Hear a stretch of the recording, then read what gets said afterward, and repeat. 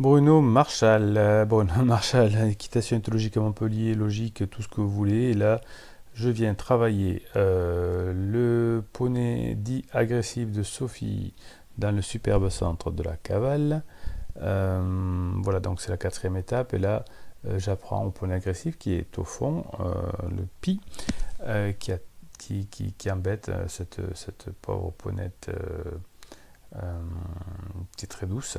Donc mon rôle est de les apprendre à travailler ensemble de façon à ce qu'ils ne fassent plus tomber les poneys notamment, enfin les enfants qui montent sur ces poneys.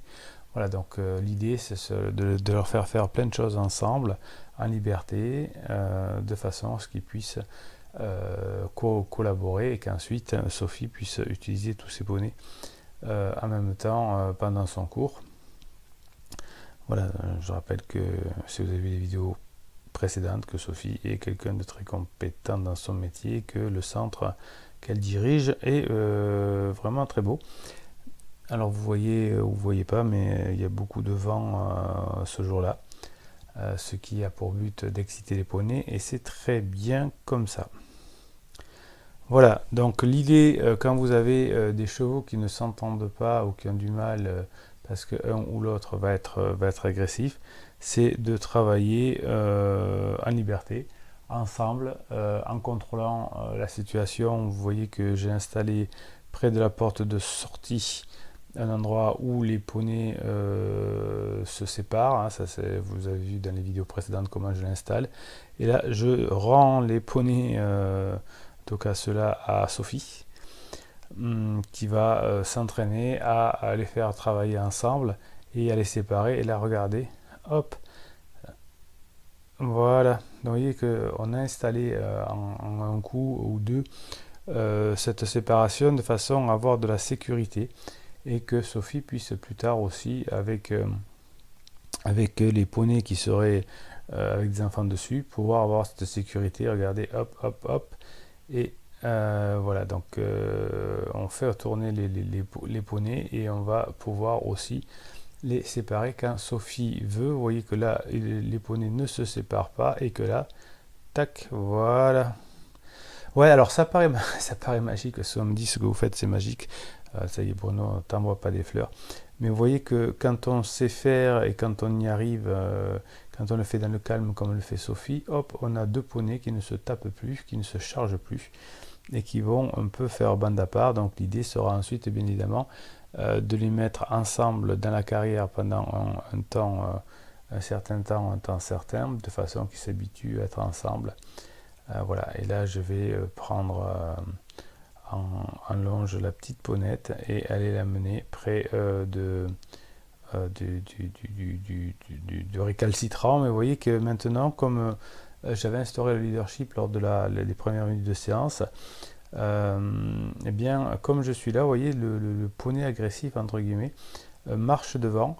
Et vous avez vu tout à l'heure que lorsqu'on les met en liberté, le poney agressif, finalement, essayait un peu comme un prédateur, à attaquer l'autre. Et le but, c'est de faire en sorte, si on veut un peu modifier le comportement du troupeau, de faire en sorte, une fois qu'on a pris le leadership, de faire bouger le poney. Vous voyez, en marchant, je fais bouger le poney. Et comme j'ai pris le deuxième poney le plus craintif avec moi, pour le poney agressif, ça veut dire que l'autre poney arrive à le faire bouger aussi. Et on modifie comme ça, au fur et à mesure, la hiérarchie. Alors, bien évidemment, vous ne trouverez ces méthodes nulle part ailleurs, entre guillemets. Puisque c'est le fruit de mon expérience depuis 1999. Donc si c'est pour répéter les cours des galops qui sont très bien d'ailleurs sur cette chaîne, comme je le vois souvent, enfin sur ces chaînes YouTube, comme je vois souvent, pour moi ça n'a pas d'intérêt.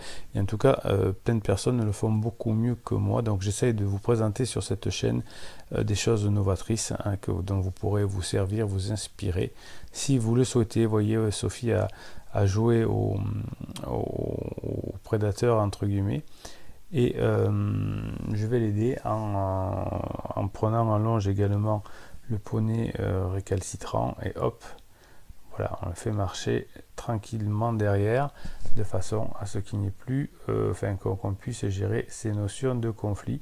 Et je demande au poney qui a tendance à charger à rester en place. Donc bien sûr, je ne peux pas monter dessus vu que je suis un adulte et qu'un adulte ne monte pas sur les poneys malgré ce que l'on voit parfois aussi sur YouTube.